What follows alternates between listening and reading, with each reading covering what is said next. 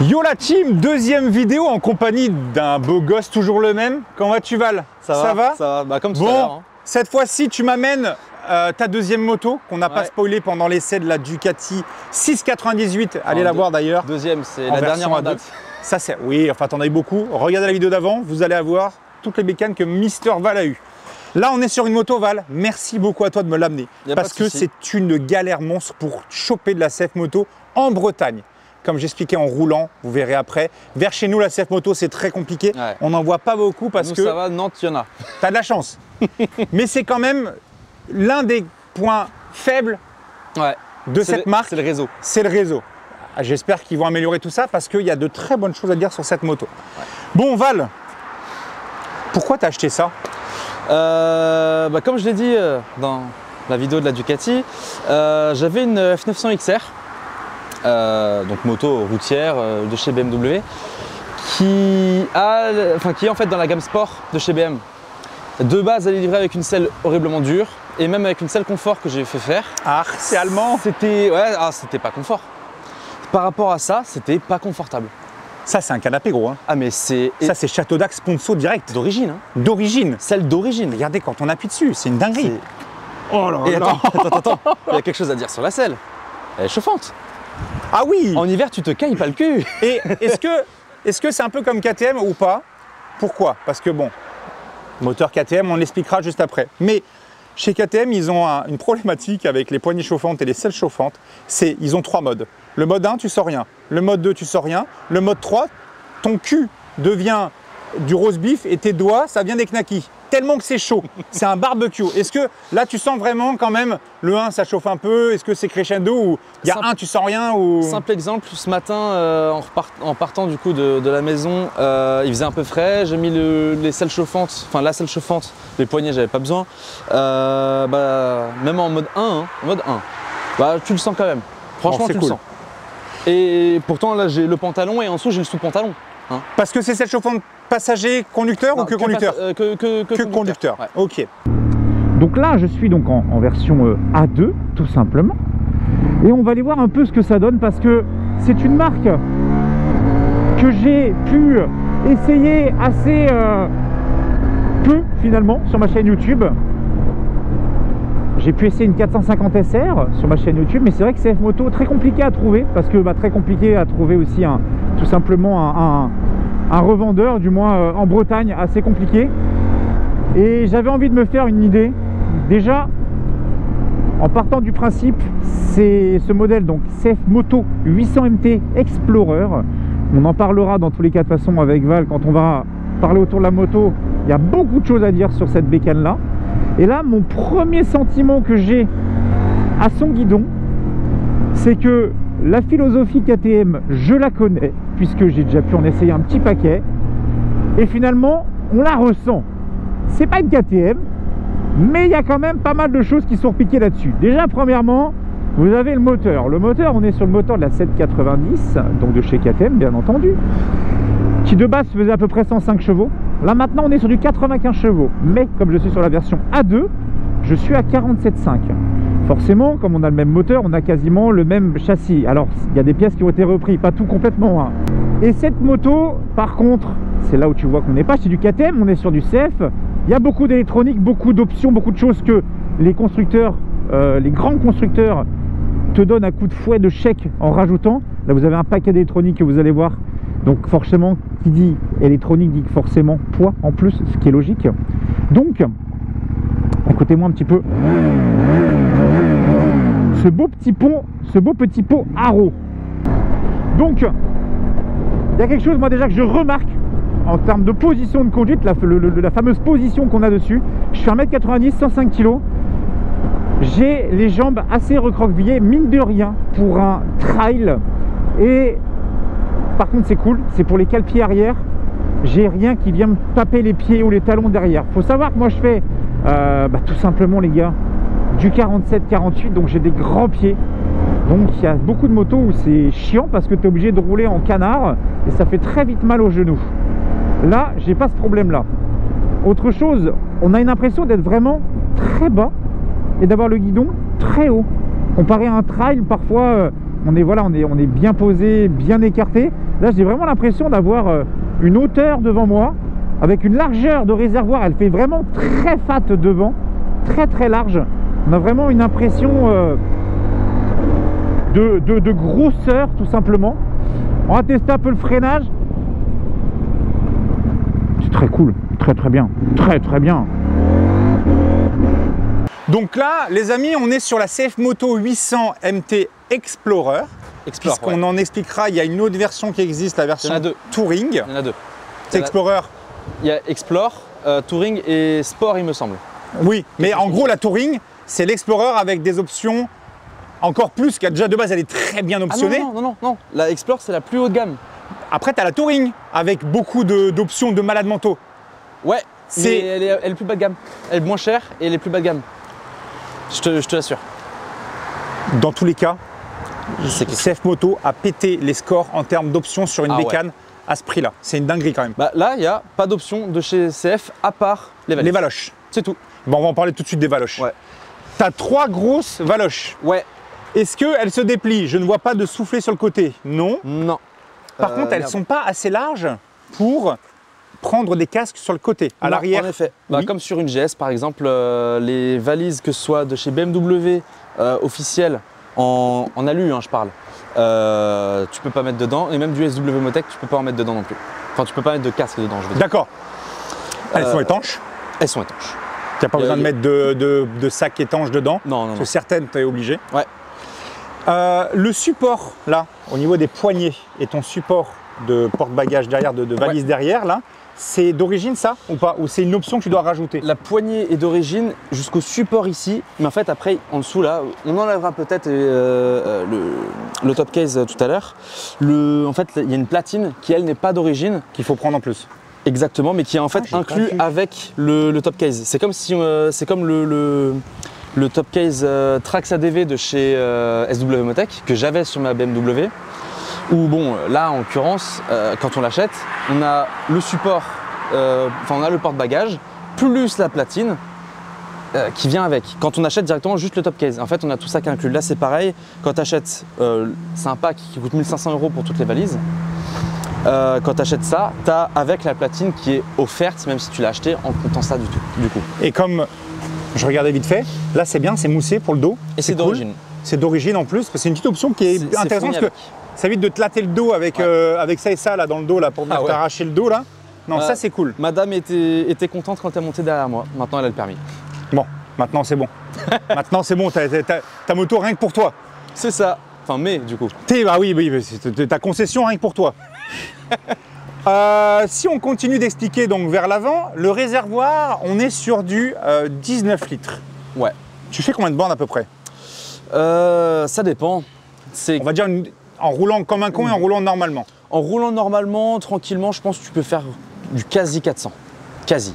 Tu dois être à 350, 360.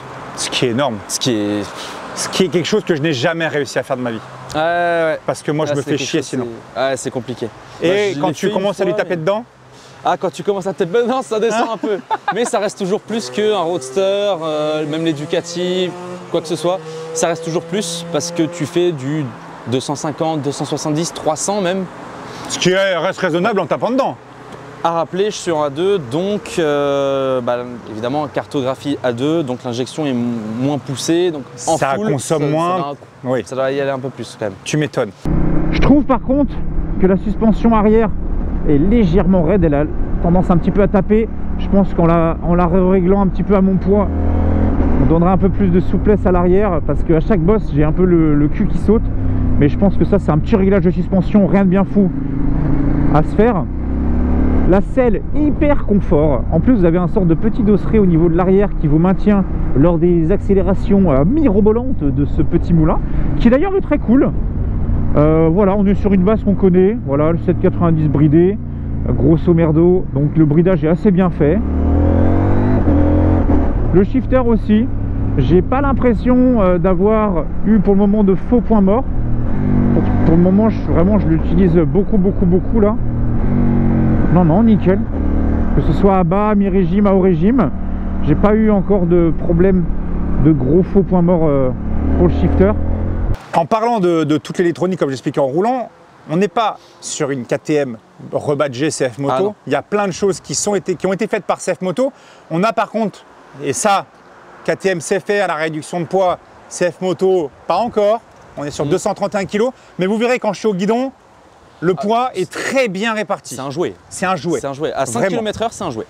Tiens, juste avant, parce que j'ai dit une petite bêtise en roulant, parce que je n'avais pas regardé les pneus en roulant. Pour moi, c'était du Maxxis Non, d'origine. Je viens de voir Michelin, c'est du Michelin Anaki Adventure. Anaki Adventure, autant pour moi. Bah, alors, tu vois, bon, le grip est très bon. Hein. Voilà, ça je disais Maxxis. Je sais que c'est du Maxxis, je crois, d'origine.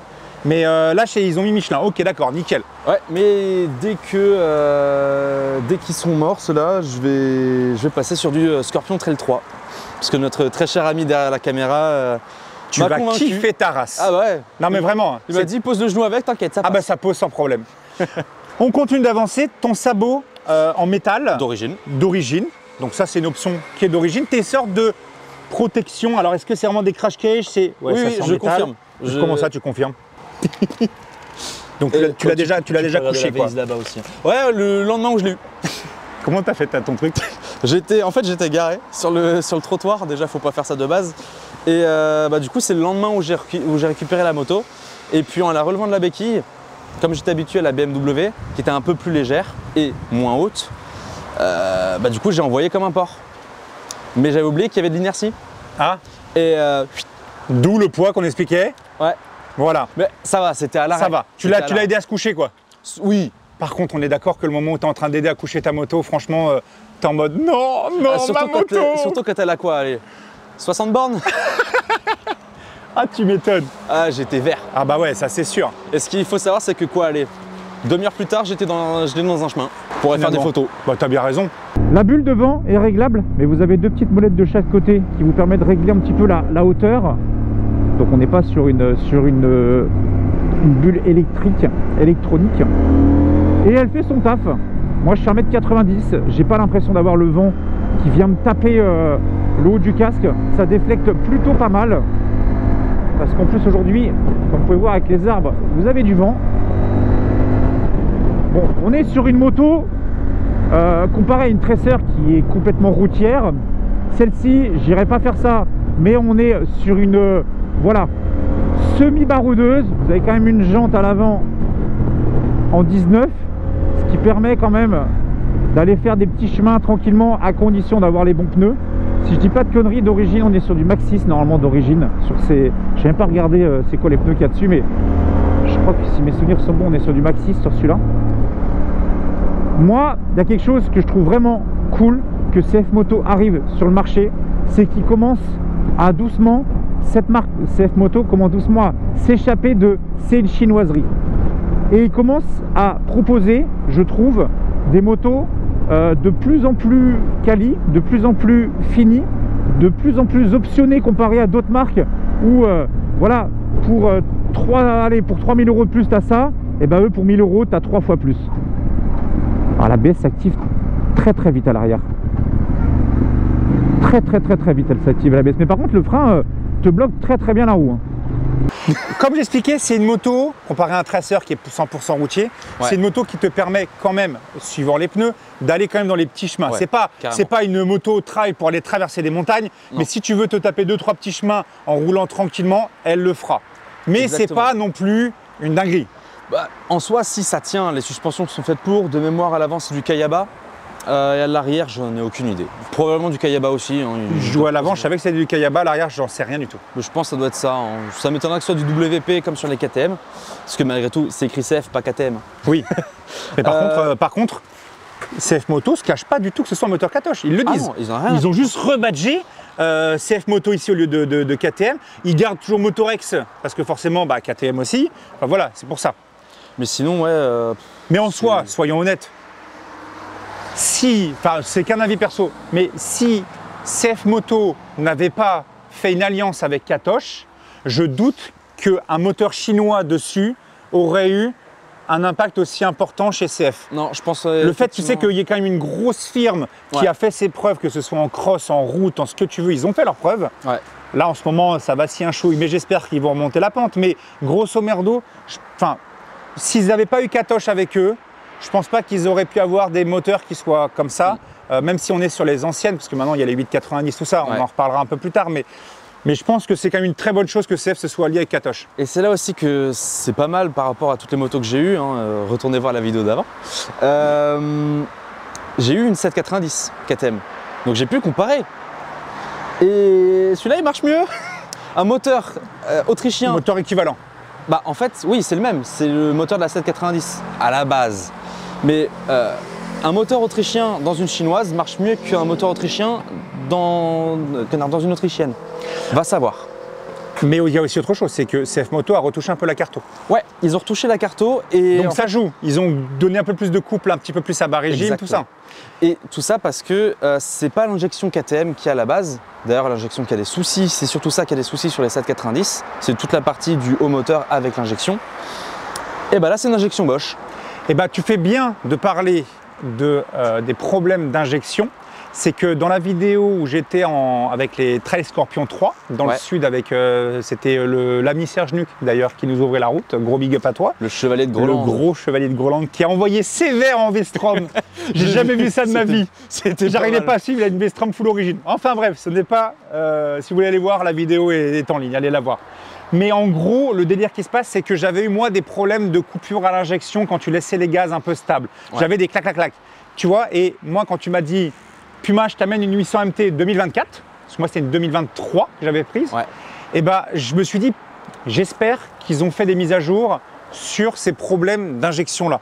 Et finalement, tu vois, dans tout l'essai, pas une fois, elle m'a fait des petites coupures à l'injection, donc j'ai l'impression qu'ils ont annulé le problème. Ouais, faut aussi savoir, j'ai parlé avec un propriétaire d'une 2023 aussi, qui lui avait quand même quelques kilomètres avec aussi, quelques milliers même, qui fait aussi du off-road, qui avait en option la crash cage complète, parce que là c'est que d'origine, mais ça c'est le mettre en option. Tu peux avoir les gros sur le côté. Ça. Moi j'en ai pas vraiment l'utilité parce que je fais pas encore vraiment de off-road, je verrai quand j'en ferai beaucoup.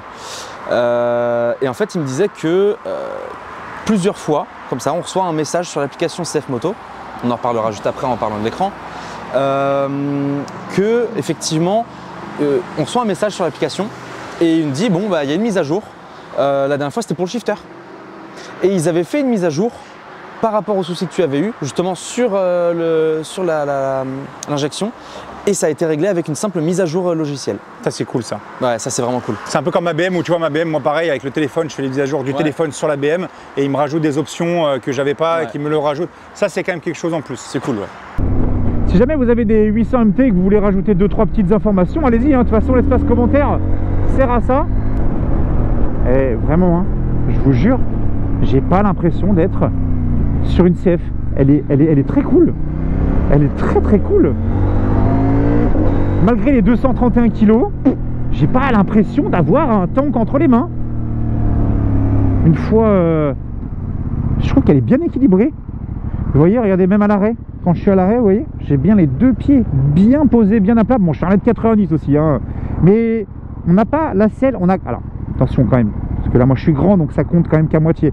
Il faut savoir un truc, c'est que vous avez quand même la selle qui vous écarte pas mal les jambes de chaque côté.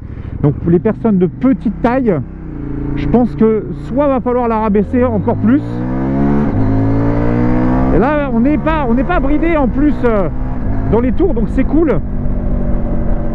On continue d'avancer, donc ta bulle Puig que vous avez juste ici. Pas d'origine? Non. C'est quoi de base elle est moins haute? Alors de base elle est là.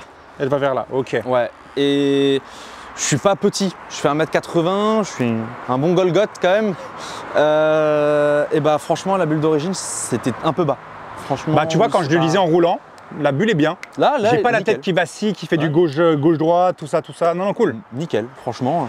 Si tu m'allumes, juste vite fait le contact, je veux voir un petit peu c'est quoi tes feux diurnes devant là. C'est ça, t'as uniquement ça qui s'éclaire. Et en fait, quand tu démarres le moteur, tu as aussi les feux ici. Je ne sais pas si je peux les enlever ou pas. Si quelqu'un le sait, d'ailleurs, je veux bien savoir parce que ça me saoule.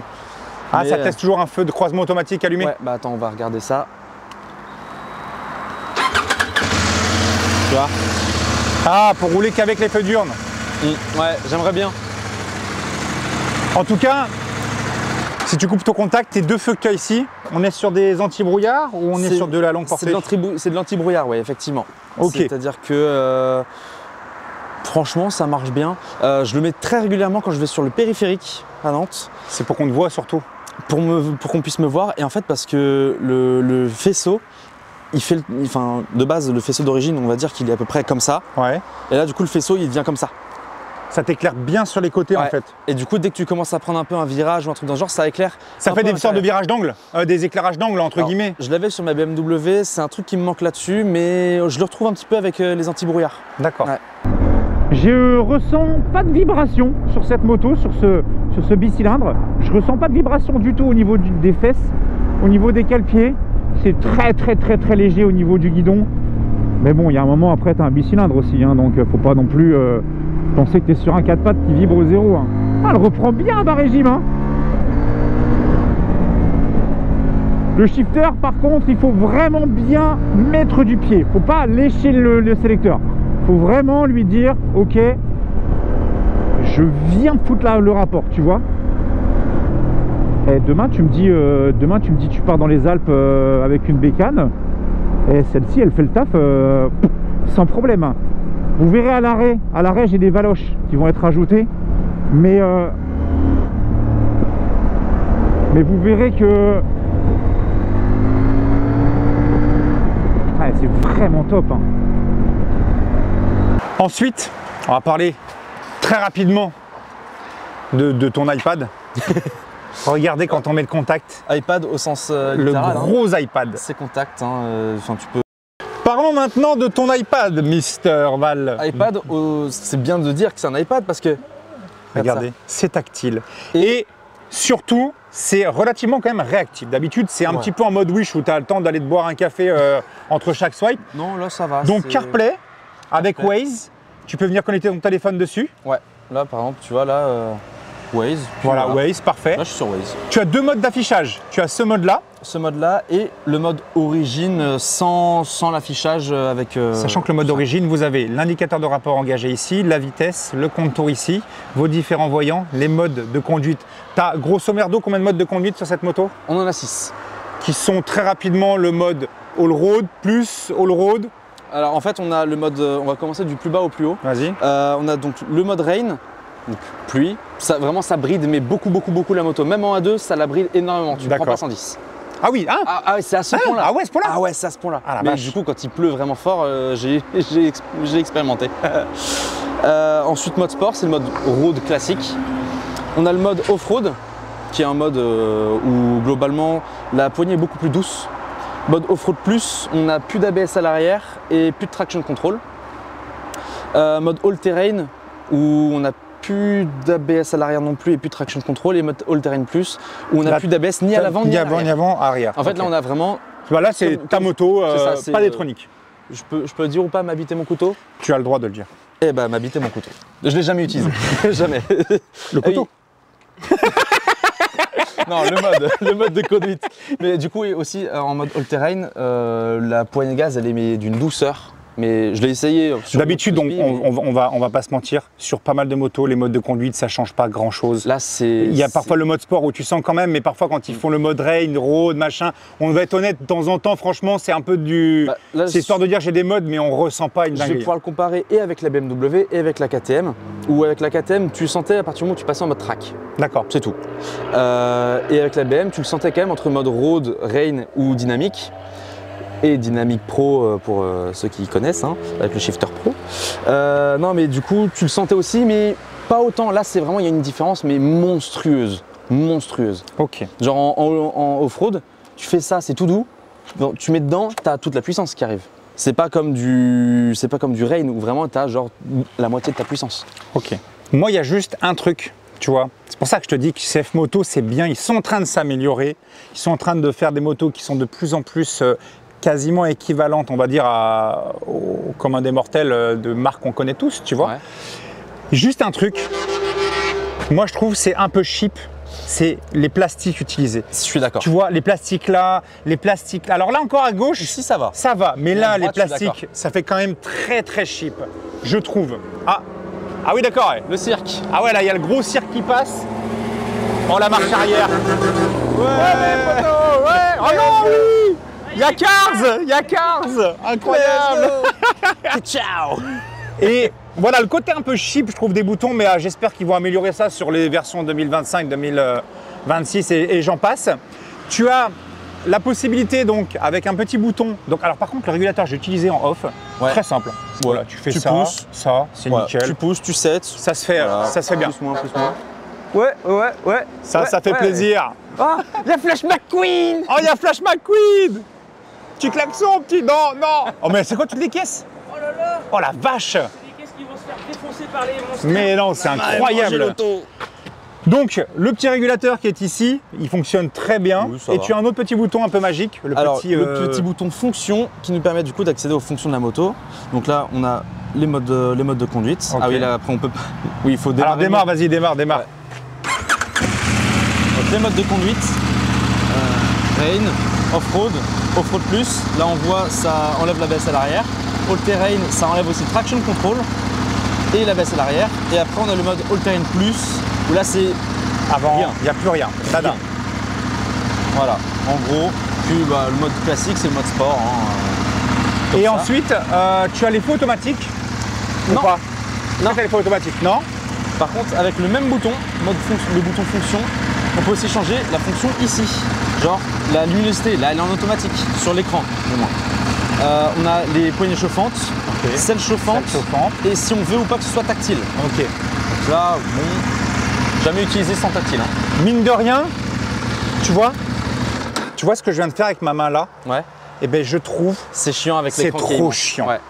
Tu vois, quand tu as le guidon droit et que tu as les gants, tu vois, tu es là, Ouais. tu tapes contre ton écran, tu es obligé d'aller chercher au loin. Ils auraient dû le foutre autre part. En fait, ils auraient dû faire comme sur la 800 NK, c'est-à-dire Le keyless. mettre keyless ou alors le foutre devant là. Ouais, mais ça aurait été plus chiant, tu vois, genre vraiment. Keyless, c'est stylé aussi. C'est le seul truc qui, je trouve, est dommage sur la Explore en version MT par rapport au moteur, la 800 MT en version Explore, qui est la plus haut de gamme en théorie, c'est que sur la 800 NK, qui coûte moins cher, qui est moins haut de gamme, qui est moins. C'est un roadster, hein, c'est pas un flagship. Bah, le roadster, t'as le keyless. Ouais, c'est vrai. Et c'est même pas du simple keyless, c'est comme Tesla, tu déverrouilles avec ton téléphone, tu vois. Ouais, mais l'avantage du keyless, c'est vraiment tu t'emmerdes même pas à mettre les clés, tu gardes ça sur toi, tu montes, oui, tu mets le contact, justement. basta, c'est bon quoi. Que là, bon, C'est dommage de mettre autant d'électronique et de pas avoir pensé à ça, exactement. tu vois. Si vraiment tu veux chercher je pense pas que ce soit un truc qui doit coûter encore un peu plus cher ça a l'air à se faire. hein. Elle bouge pas tant que ça. Je trouve qu'elle absorbe assez bien quand même les irrégularités de la route. Je sens bien où va le train avant. Ça fait plaisir. Je sais exactement où il se place. J'ai pas trop de mouvement de flottement à l'avant un peu bizarre. C'est un chouette petit truc qu'ils ont fait là. Mais il faut faire attention à une chose. Là, elle ne me l'a pas fait, celle-ci.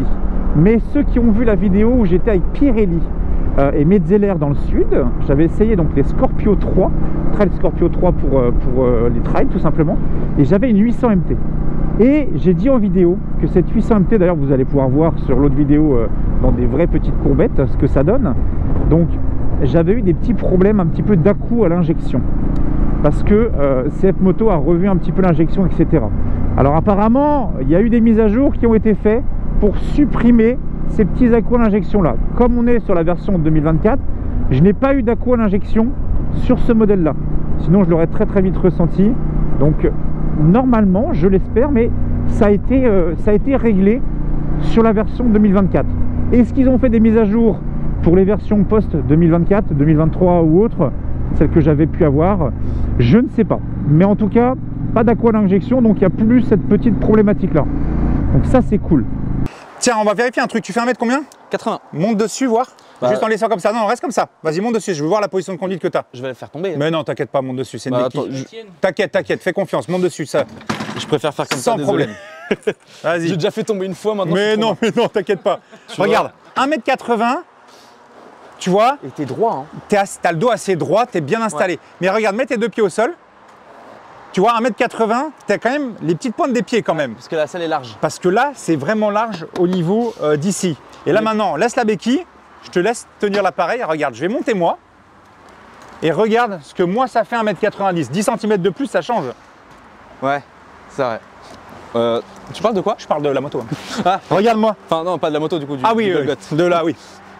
Regarde, là, tu vois, 1m90, tu vois, moi j'ai les pieds bien à plat. C'est pareil de l'autre côté. Hein. Et pareil de l'autre côté. Donc tu vois, moi je suis bien installé dessus. Et par contre, je trouve, après c'est qu'un avis perso, mais moi je trouve par contre que tu vois, on est un peu trop recroquevillé quand on est grand.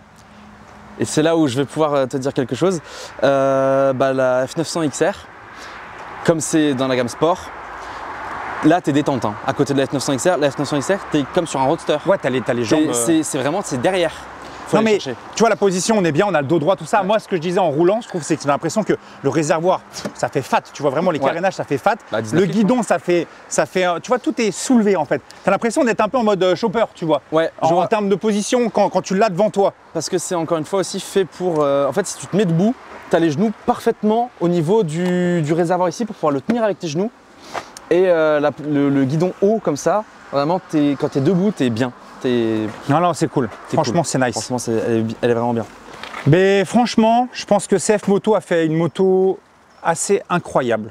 Et tout ça pour un moins prix de 13 000. 13 000 balles, 12 000, 13 000 balles. De mémoire, c'est 12 790 €.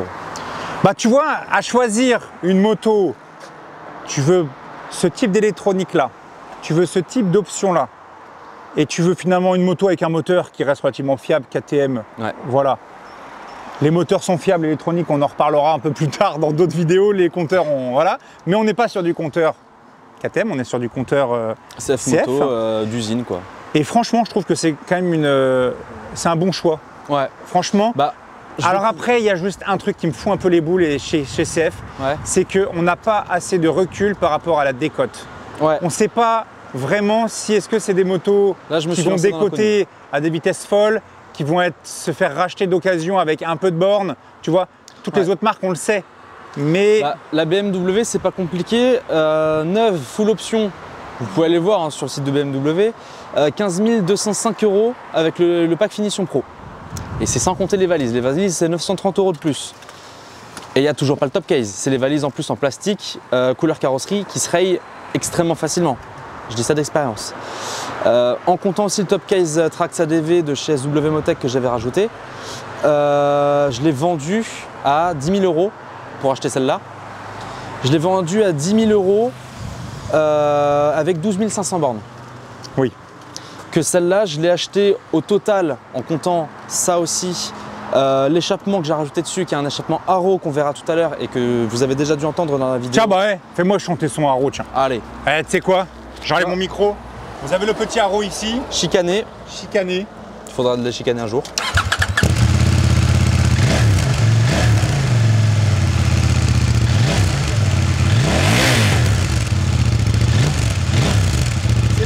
C'est marrant, le son sort plus au niveau du réservoir que de l'échappement lui-même. Bah, c'est pour ça que j'aimerais bien pouvoir le déchicaner. J'aime pas les motos homologuées. Là, le kata, mon pote, hein. Le kata, il est là. Bah, c'est une KTM quand même. C'est une katoche, hein. Le kata, c'est un T2. Hein. C'est-à-dire que ça, c'est littéralement. C'est une dinguerie. Hein. C'est une belle enclume. Ça, c'est littéralement l'échappement que tu peux avoir sur une 790, une 890R, une Norden 901 pour Husqvarna. C'est le même. Ok. Parce que c'est la même base. En tout cas, n'hésitez pas à venir vous abonner en masse à ma chaîne YouTube. N'hésitez pas à venir me dire ce que vous avez pensé de cette petite 800 MT. Je remercie énormément Val qui m'a prêté donc la Ducati 698 en A2 ainsi que cette 800 MT tout simplement. Et puis je vous dis à la prochaine pour de futurs essais moto. Je vous fais des gros bisous. À la prochaine. C'était Lord Puma. Bisous bisous. Ciao ciao.